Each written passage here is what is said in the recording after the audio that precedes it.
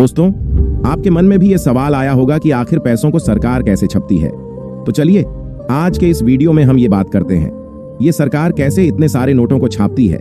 लेकिन उससे पहले अगर आप इस चैनल पर नए हैं तो इसे सब्सक्राइब करके बेल आइकॉन को प्रेस करना ना भूलें। तो चलिए वीडियो को शुरू करते हैं। तो दोस्तों, सबसे पहले फैक्ट्री में कॉटन्स के बड्ढे बंडल आते हैं और अब इन कॉटन के बड्ढे ब्लॉक्स को अच्छे से मैश कर दिया जाता है।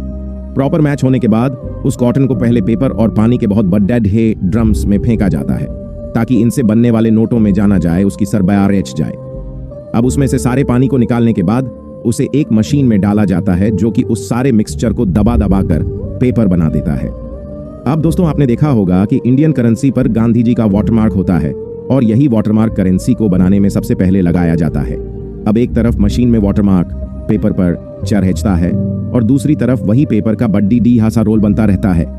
अब उसी बड्ढे से रोल में से कुछ पेपर का सैंपल इंस्पेक्शन टीम ले जाती है ताकि वो चेक कर सके कि कोई गलती तो नहीं हो रही।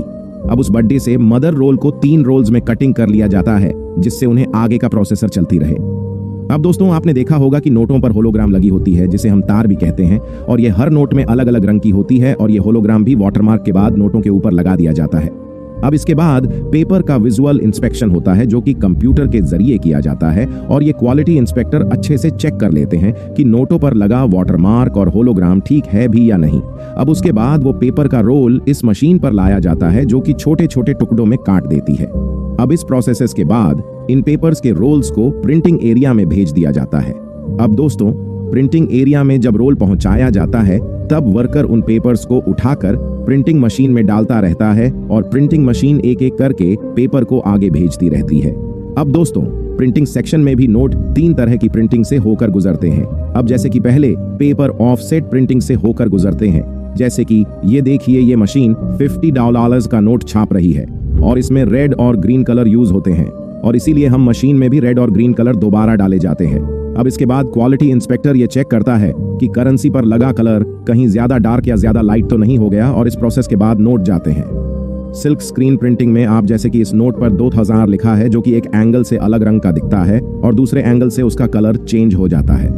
तो ये वाली प्रिंटिंग स्क्रीन प्रिंटिंग में करी जाती है। अब फाइनली लास्ट टाइप की प्रिंटिंग है इंटेल जियो प्रिंटिंग।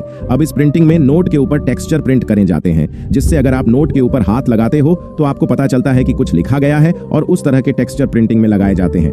अब प्रिंटिंग के बाद नोटों को कटिंग मशीन में भेजा जाता है जहां पर नोटों को प्रॉपर साइज में काट दिया जाता है और फिर वो नोट पैकेजिंग के बाद बड़े कंटेनर्स में भेजकर अलग अलग बैंक्स में भेज दिए जाते हैं और जो नोट यहाँ पे खराब हो जाते हैं उन्हें आगे आरबीआई के पास भेज दिया जाता है और उसके बाद में कटिंग करा के दोबारा से उतना ही नोट और भी छाप दिए जाते हैं। तो दोस्तों, आप अपने सवाल हमें कमेंट में पूछ सकते हैं और इस वीडियो को लाइक करना ना भूलें और आगे भी ऐसी ही वीडियोस के लिए चैनल को सब्सक्राइब जरूर कर लें।